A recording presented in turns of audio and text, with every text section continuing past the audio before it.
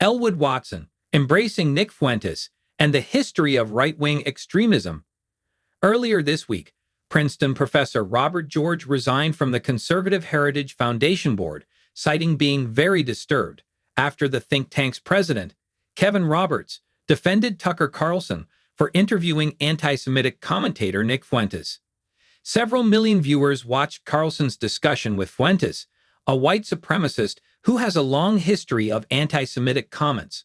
Roberts defended Carlson, saying the former Fox News host remains and always will be a close friend of the Heritage Foundation. Fuentes, who, until recently, was anathema to mainstream conservatives for his repellent views, has suddenly gained political currency with a growing number of young right-wing members of Gen Z, referred to by some as Zoomers. He is also considered part of the alt-right, and his mainstreaming among some conservatives forces a disturbingly troubling examination of the enthusiastic embrace of white nationalism and anti-Semitism by the ideological right in America. American right-wing extremism did not emerge overnight. Its lengthy and intense history starts with the genesis of the modern American conservative movement during the New Deal era in the 1930s. Notable figures such as H.L. Mencken, Albert J. Nock, Father Coughlin, Charles Lindbergh, and Henry Ford, known for their rabid and abhorrent anti-Semitic views, led the first cohort of anti-New Deal activists, often labeled the Old Right. Once Europe was plunged into war in late 1939, some of these men became vocal proponents of the pro-isolationist movement, which included people from across the political spectrum who harbored no degree of anti-Semitism.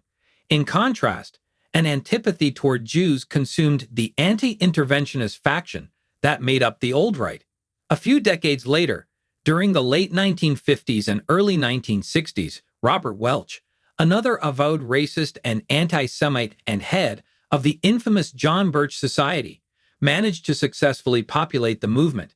William F. Buckley Jr., founder of the conservative publication National Review, harbored complex attitudes toward race and publicly challenged Welch's more extremist views.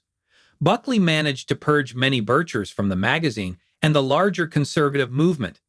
After their disastrous and humiliating defeat in November 1964, the right-wing segment of the Republican Party, who by this time had wrestled control of the party away from the more moderate wing during the 1964 Republican Nation Convention that summer, was shell-shocked and even more determined to have its collective voices and ideas represented on the national stage.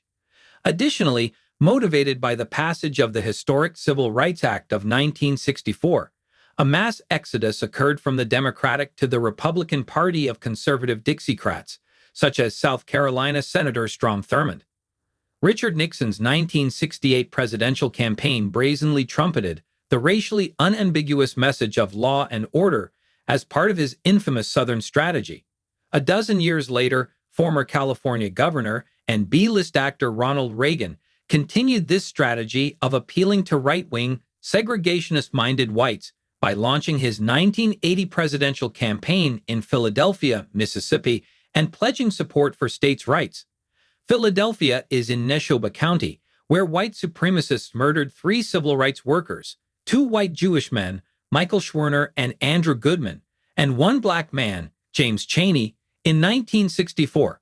Racially coded messages, welfare queens, crime, forced bizzing, were widely disseminated by the Reagan campaign, which was also enormously successful in garnering the religious right's fierce support.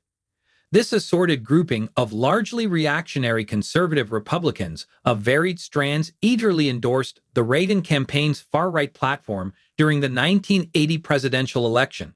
Right-wing resistance toward racial, political, and social equality came as no surprise.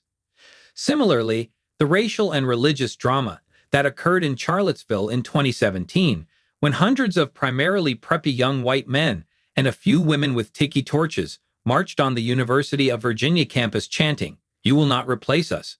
Jews will not replace us," did not play out overnight. There has always been a segment of white Americans who have, whether overtly or covertly, harbored rabid levels of hostility and hatred toward individuals they view and perceive as the other. Up until recently, rare outpourings were confined to secret conferences. white supremacist communications, underground newsletters, obscure far-right magazines, and radio programs. Technology and the current political climate has emboldened many of these people to publicly and brazenly espouse their rancid opinions. The old right's conspiracist and racist fantasies had been beyond the pale for Republicans since the 1960s, but the new right has adopted the old right's platform: restrictive isolationism, reactionary racism, irrational anti-Semitic paranoia, and suspicion of the federal government.